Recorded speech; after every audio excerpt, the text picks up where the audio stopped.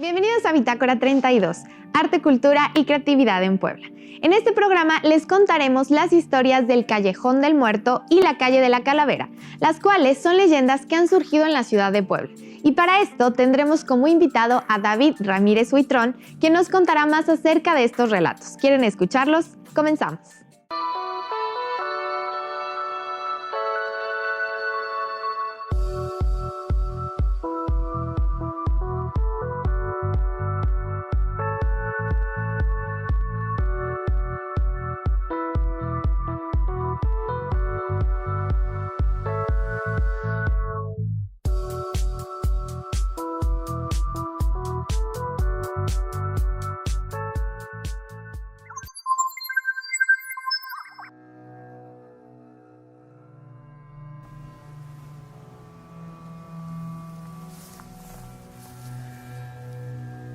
Hola amigos, pues mi nombre es David Ramírez, nos encontramos en el barrio de Analco y me gustaría platicarles la leyenda del Callejón del Muerto, una de las leyendas más misteriosas y atrapantes y seductoras del barrio de Analco, este barrio ubicado en el centro histórico de la ciudad de Puebla.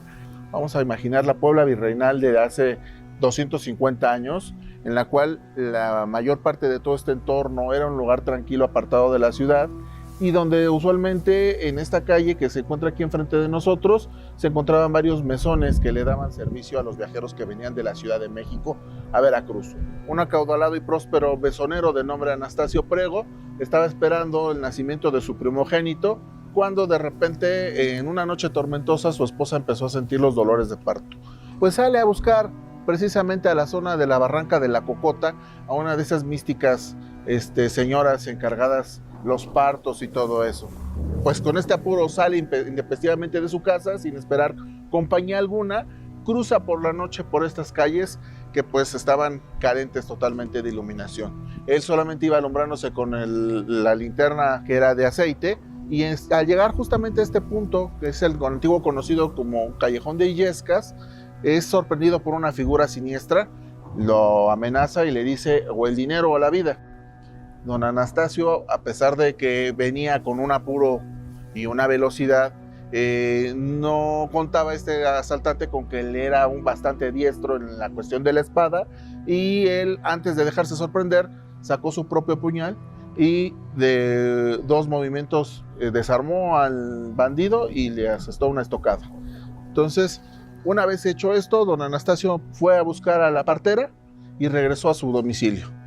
Afortunadamente todo había salido bastante bien, y al día siguiente don Anastasio se ofrece a llevar a la partera a su lugar de origen y aprovechar de una vez para ver qué había sucedido con la persona que había intentado asaltarlo la noche anterior. Cuando él viene aquí a este lugar, se encuentra con que el cuerpo de este maleante ya se hallaba cubierto por una sábana y rodeado de veladoras, y se presenta ante las autoridades. Don Anastasio era un vecino de probada reputación, y obviamente el argumento de que fue en defensa propia este asalto pues era totalmente incuestionable, ¿no? En cambio, al personaje que a él había estocado, resulta que era un perfecto desconocido, y al contrario, había el testimonio de varios vecinos de que era un individuo que era el terror de la zona. Una vez que desaparece el cuerpo de esta persona y queda resuelto este tema, el individuo pasa a la fosa común y absolutamente nadie reclama sus restos. Pasa el tiempo y surge la leyenda, a partir de ese momento empieza a contar la gente, a murmurar y a narrar que cada vez que anochecía, al correr el filo del anochecer, tú venías por la calle de la Barranca, que es la actual 3 Oriente, y si te dirigías a este punto de la calle te ibas a encontrar con una figura espectral, un fantasma, una sombra, ¿sí? De imponente estatura y con los ojos tenebrosos. Te provocaba tal terror que era imposible moverte. Varias veces distintos vecinos ilustres de esta calle, como don Roque Illescas, que vivía aquí en la esquina, mandaron a hacer varias misas y varias rogativas pues para pedir por el descanso de este desconocido. Finalmente, pues así pudiera parecer que finaliza este cuento, con una persona a la cual a partir de entonces le empezaron a llamar a este lugar el Callejón del Muerto. Sin embargo, esta historia tiene un desenlace todavía más interesante, puesto que el padre Panchito, quien era precisamente el párroco de la parroquia de Analco a principios del siglo XX, el padre Francisco Ávila Ramírez, una tarde, ya a finalizar sus actividades, y de repente escucha que una persona lastimeramente se le acerca y le dice: padre Panchito, por favor, tiene usted que confesarme. El sacerdote, pues ya cansado, un poco malhumorado, voltea y le dice a este individuo: ¿no puedes esperar a mañana? Y esta persona, en su desesperación, le dice: no, padre, usted no me puede negar este sacramento, usted me debe de confesar en este momento. Entonces el sacerdote pues no le queda otra más que hacerle señas a su sacristán y decirle: voy para adentro, regreso en un momento. Al momento de ingresar al área de los confesionarios, el padre Panchito ni siquiera se había molestado en voltear a ver a la persona que le estaba solicitando la confesión. Él se sienta, comienza a llevar todo el formulario de la confesión, cuando de repente empieza a escuchar los pecados de esta persona. Y cada vez que va escuchando las cosas que este individuo había hecho, el padre Panchito se va horrorizando. ¿Por qué? Porque esta persona no era una persona cualquiera, era un asesino, era un ladrón, era un blasfemo y era una persona muy peligrosa. Y obviamente esto le provocó terror al padre Francisco, porque dijo: ¿quién eres? Y al no recibir respuesta, pues le entró la preocupación. Una vez que él, antes de alcanzar a dar la expiación de los pecados de esta persona, se asoma hacia el banquillo donde estaba esta persona confesando sus pecados y se da cuenta que no hay absolutamente nadie. En ese momento el padre se sorprende, sale del confesionario y sale a buscar a su ayudante, al sacristán. Y en ese momento el sacristán le hace señas y le dice: padre, ¿dónde estaba usted? Pues es lo que yo quiero que tú me digas. ¿Dónde está la persona que me acompañó cuando yo entré al templo? No, padre, usted entró solo. Yo pensé que se le había olvidado algo a usted. Entonces en ese momento el padre Francisco cayó al piso y a partir de ese momento él perdió el oído del lado de donde escuchó los pecados de esta persona. Y a partir de entonces, como esta alma en pena no había logrado alcanzar pues a recibir la penitencia ni la absolución, pues solamente empezó a aparecerse ya de una forma más ocasional. Y precisamente para que esta alma en pena pudiera por fin encontrar la paz, los vecinos del barrio se cooperaron y colocaron en esta cruz, este nicho con estas veladoras para que pudiera encontrar al fin la luz esta alma en pena, aquí en el barrio de Analco. Y esta es la leyenda pues del Callejón del Muerto, que es uno de los lugares típicos, desconocidos y misteriosos de Puebla. Gobierno de Puebla, un gobierno que siente y piensa como la gente. Tienes ganas de Puebla.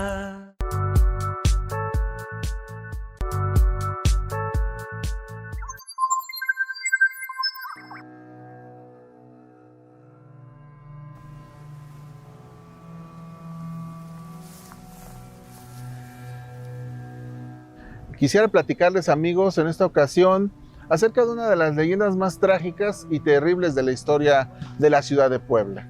Es la leyenda de la calle de la Calavera. Resulta que en la Puebla virreinal de los siglos 1700, existía una bella joven de nombre Estrella, cuyo padre era un acaudalado capitán del ejército español. Este hombre había hecho gran fortuna y se había hecho pues muy rico a través del comercio y a través de los distintos negocios que tenía. Esta persona había tenido a su hija a una avanzada edad y él a esta criatura le puso Estrella precisamente porque era la estrella de sus ojos. Y él quería que esta niña creciera y lo cuidara hasta que él falleciera, como se acostumbraba en aquel entonces. Entonces, durante muchos años, esta jovencita Estrella fue pues la vida y el gozo de su casa, hasta que la señorita pues entró en edad de buscar pareja. Y sin embargo, estaba perfectamente advertida por su padre de que de ninguna forma él iba a permitir que su hija se casara con cualquier persona, ¿no? Quiso la casualidad que en una fiesta del barrio cruzara la mirada esta Estrella con un apuesto galán, que quedaron flechados inmediatamente. De forma furtiva y escondidas empezaron a cartearse y empezaron a enviarse muestras de amor, todas a espaldas de este padre celoso, hasta que un día el novio pues le sugirió pues escaparse una noche juntos. Ella, pues consciente de que esto le iba a provocar un gran dolor a su padre, pues quiso esperar a lo mejor a que la muerte se llevara por fin a su padre y pudieran ser libres para disfrutar de su amor. pero ante la insistencia de su amado, pues ella no pudo hacer más otra cosa que ponerle fecha a este escape. Una vez que se escaparon, ellos se fueron a vivir lejos de este señor, de este capitán, muy lejos, de hecho a las afueras de la ciudad, donde la ciudad se terminaba cerca de las cocheras de Toledo, que antes la ciudad de Puebla solamente se extendía un par de cuadras alrededor de lo que actualmente es el Zócalo. En esa zona que ahora conocemos como el Parral, ahí se fueron a vivir en una diminuta casita, pues tratando de vivir la vida de la forma más discreta posible. Este capitán, al perder a su hija, pues cayó en una terrible depresión, dejó de comer, se empezó a encorvar y empezó a perder poco a poco la vida, ¿no? Preocupada su esposa, porque a pesar de todo todavía tenía esposa, ella hizo lo posible por encontrar a su hija, ¿no? Empezó a mandar a varios criados a buscarla, y hasta que por fin, en una de esas, alguien le dio la pista que ella necesitaba para saber dónde se encontraba su hija. Entonces, cuando el padre, el capitán, escuchó de voz de su esposa que por fin habían encontrado a la muchacha, entonces él de repente recuperó todas las fuerzas de su cuerpo y en la noche se escapó de la casa precisamente para sorprender a su hija con este individuo que pues ya la había deshonrado. Entonces, ¿cuál fue la sorpresa de la muchacha? Que ya habían pasado varios meses pues en su vida de feliz recién casada con su pareja en un lugar soñado, cuando escucha fuertes golpes en la puerta de su casa. En esos momentos abre, hecho una fiera, su padre, y de tal forma que ella queda totalmente impactada al verlo, ¿no? En ese momento, su yerno, o su mal hablado yerno, trata de arreglar las cosas y trata de serenar al hombre y decirle, vamos a arreglar esto como hombres, pero yo quiero a su hija, yo le estoy ofreciendo un hogar y un matrimonio. Pero sin embargo, este hombre, este capitán, estaba loco de rabia e inmediatamente se fue a los golpes sobre él.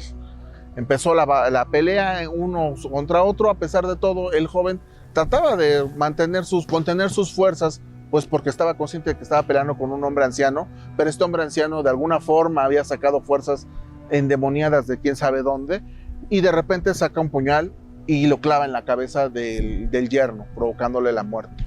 ¿Sí? Es todo esto frente a su hija, precisamente, a la cual, debido a esta impactante escena, queda totalmente enmudecida, ¿sí? Y el padre, exhausto por todo el esfuerzo físico que había hecho, pues también cayó muerto, ¿sí?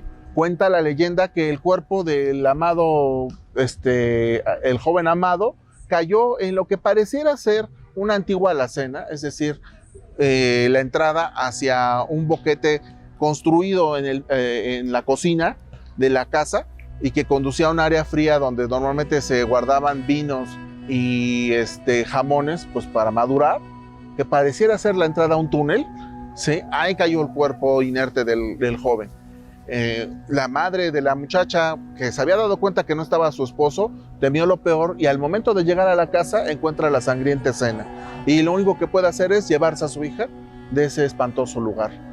A partir de entonces, esta casa cayó en el olvido, se comenzó a convertir en un lugar temido, en un lugar maldito para los vecinos, quienes a menudo pues trataban de evitar pasar por ahí porque contaba la gente que del interior de esta casa se escuchaban gemidos, lamentos y como si se estuvieran peleando y se estuvieran golpeando.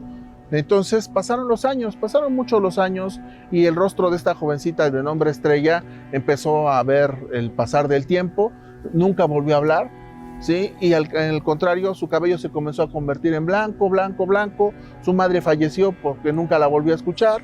Y una noche, estando ella precisamente ya recluida en un convento, precisamente con unas monjas que la estaban asistiendo, escuchó una voz.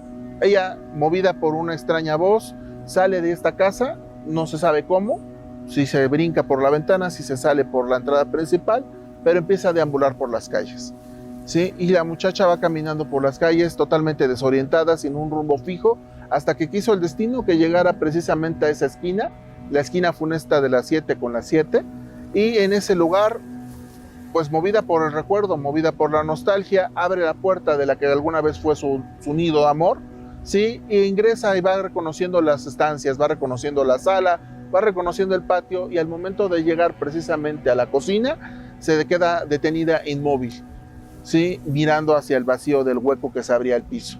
Al fondo del piso precisamente comenzaron a brillar 2 intensas luces, ¿sí? Que eran las que la llamaban. Y en ese lugar justamente se encontraba la calavera de su amado con el puñal enclavado en la cabeza.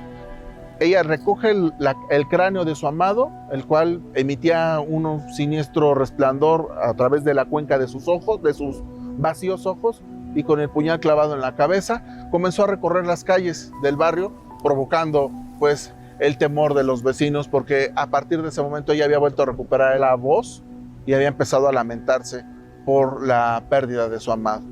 Así anduvo toda la noche pernoctando con los restos de su amado, hasta que al amanecer los vecinos salieron de sus casas porque habían escuchado los lamentos y encontraron a la desgraciada joven ya muerta con el cráneo en sus brazos.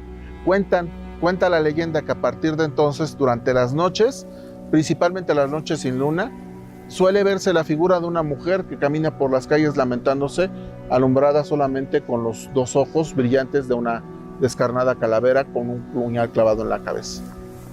Gobierno de Puebla, un gobierno que siente y piensa como la gente. Tienes ganas de Puebla.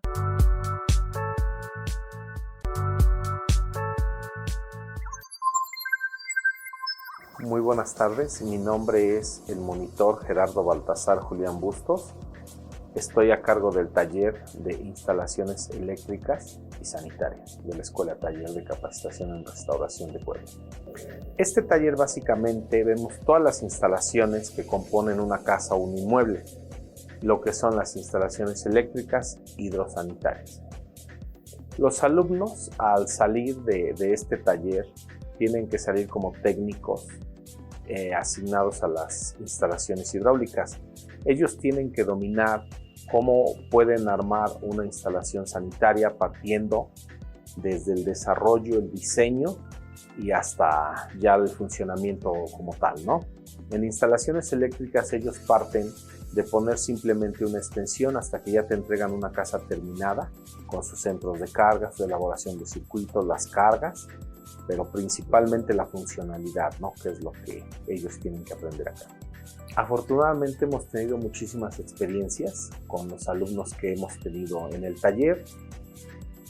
Debo de reconocer que hay unos alumnos que tienen mucha habilidad para el tema de las instalaciones, y en el ámbito que nosotros representamos hay alumnos que ya tienen ahora sus propias empresas y se dedican al mantenimiento en general y salieron de acá, ¿no? De la Escuela Taller.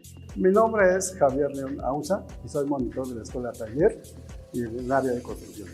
En este taller les enseñamos desde, por ejemplo, lo más básico, que es el conocimiento básico de herramientas, para saber qué herramientas vamos a ocupar en el área de trabajo y cómo poderlas utilizar para no ocasionarnos un accidente. El temario de construcción manejamos desde áreas son de 4 semestres. El primer semestre que tenemos lo hacemos de cómo hacer una nivelación de un terreno, cómo nivelarlo, cómo hacer un trazo de alguna construcción, o sea, puede ser una casa, puede ser un edificio, cualquier plano podemos interpretarlo. Y luego, cómo, por ejemplo, pasar un nivel para que las casas queden derechas, cómo sacar una escuadra desde lo más básico. Y luego después empezamos a enseñar desde qué es una cimentación, porque tenemos varios tipos de cimentaciones, que son de colindancia, que son centrales. Entonces, de ese tipo de mamposterías, que conozcan ellos para poder realizar un buen trabajo. Se les enseña todo lo básico de acá para cuando salgan en el área laboral, tengan ya la capacidad suficiente para poderse desarrollar en el área laboral. Mi mayor experiencia es compartir con todos los del equipo de Escuela Taller, o sea, de los arquitectos, todos los alumnos, porque cuando hacemos algún trabajo, pues paginamos todos, o sea, todos participamos. Entonces hemos participado en varias ocasiones en algunos inmuebles, desde la Secretaría de Cultura, como es el Museo Bello, que ahí nosotros preparamos los alumnos, les enseñamos cómo preparar la pintura y cómo aplicarla. Pinturas con las tradicionales, que son pinturas a la cal. Otra experiencia bien importante que ha sido el patio de los azulejos. El patio de los azulejos, cuando nosotros fuimos a hacer el levantamiento con los alumnos, estaba en ruinas. Después se hizo el levantamiento y se vieron los deterioros que tenía que intervenir. ¿Qué era el problema que tenía y cómo había que intervenirlo? Entonces tuvimos que enseñarles que identificaran los deterioros para poder hacer una buena intervención. Mi motivación es transmitir los conocimientos que se han adquirido a través del tiempo, a través de la experiencia. Porque aquí en la escuela se aprende desde lo más básico, pero se aprenden las cosas haciendo. No es lo mismo, por ejemplo, que estemos, por ejemplo, en una escuela, cuando ya hacemos haciendo las cosas, o sea, les aprenden haciendo las cosas. Porque aquí, por ejemplo, les enseñamos de cómo hacer, por ejemplo, un muro. Bueno, ¿cómo lo van a trazar? ¿Cómo se llama el tipo de muro? ¿Y cómo va a trabajar? O cuál es su función de cada muro, cada entramado. Se les enseña, por ejemplo, cómo hacer una cúpula, cómo hacer una bóveda, pero sin cimbra, sino que va totalmente volando. Entonces aquí lo más importante, cómo hacer un trazo, por ejemplo, un arco. Hacemos un arco, pero si no lo trazamos bien, entonces no está bien definido. Al no estar bien definido, no va a trabajar, va a tener problemas de asentamientos. Entonces aquí lo más importante es cómo trazarlo y cómo van los entramados, o sea, cómo desarrollarlo, cómo pegarlo, cómo hacerlo. Eso es lo importante, que es para mi satisfacción de enseñarles lo que a través del tiempo hemos aprendido. Pues yo creo que lo más importante ha sido que cuando salen aquí los chicos de la escuela, o los jóvenes, pueden participar saliendo, se pueden ir al área laboral, que les dan la preferencia. Por ejemplo, no es lo mismo tener un constructor que salga de la calle, que venga así de área laboral, a que tenga como un técnico. ¿Por qué? Porque ya lleva los conocimientos básicos para hacer una buena intervención.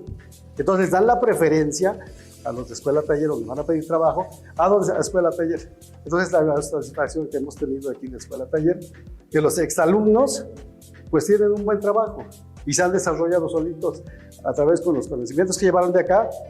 Ellos van enriqueciendo su conocimiento a través de la práctica. Pero aquí se llevan lo más básico. Y eso todo lo conjuntamos entre todos los de escuela taller. O sea, arquitectos, todos los que monitores, todos que estamos acá, nos compaginamos para sacar cualquier trabajo que tengamos, cualquier que nos desarrollemos. Entre todo es un equipo. Hola, buenas tardes. Mi nombre es Raimundo Eglón Ausa García. Soy monitor del taller de carpintería. Formo parte de Escuela Taller desde el año 2008 y he participado en 4 generaciones. Dentro de los sistemas de estudio de Escuela Taller tenemos como desde el conocimiento de lo que son las herramientas manuales, maquinarias, así como también los materiales como maderas, los diferentes tipos de acabados, diferentes tipos de ensambles. Lo que Escuela Taller queremos rescatar, ¿no? el oficio tradicional, que no se pierdan los procesos de inicio. Ahorita ya hay otros tipos de ensambles ya diferentes y lo que queremos es conservar, ¿no? La carpintería tradicional. El propósito pues es ¿no? lograr, ¿no? que lo que nosotros estamos desempeñando nuestros conocimientos compartiendo más bien nuestros conocimientos a los alumnos, pues sería como un orgullo, ¿no? Ver que los jóvenes pues le pongan ganas, ¿no? Lo que están aprendiendo, que aprovechen la escuela, ¿no? Eso es lo que queremos, ¿no? Que lleven a la práctica todo lo que han aprendido y la práctica pues hacer el profesional. Pero mi mayor experiencia pues es convivir, ¿no? Con todos los alumnos, tanto como administrativos. Y mi experiencia pues es aprender cosas nuevas, ¿no? Convivir tanto como con alumnos y otros retos, ¿no? Trabajos que surgen dentro de la escuela, pues que para mí son experiencias nuevas, ¿no? Que yo desconocía y aquí he aprendido también cosas nuevas. Mi nombre es Sergio Jiménez Sánchez, soy actualmente el monitor del taller de cantería. De monitor tengo una generación, soy el más reciente que se acaba de incorporar, sería mi segundo año. Anteriormente ya había trabajado yo para la Secretaría de Cultura, pero estaba yo en el área de bienes muebles con los restauradores que tiene aquí la Secretaría de Cultura. Bien, el temario que se imparte dentro del taller de cantería abarca un tanto teórico en enseñar a los alumnos qué es la cantería, Normalmente cuando alguien escucha qué es la cantería, inmediatamente lo asocian con cantar, ¿no? Bueno, a lo mejor la primera idea que llega es esa. Pero en sí, pues es el arte de labrar las piedras. A los alumnos se les enseña qué es, cuál es la función de la cantería, cuál era la función en la antigüedad, actualmente cómo se emplea la piedra para los bienes inmuebles, y se les enseña, en este caso,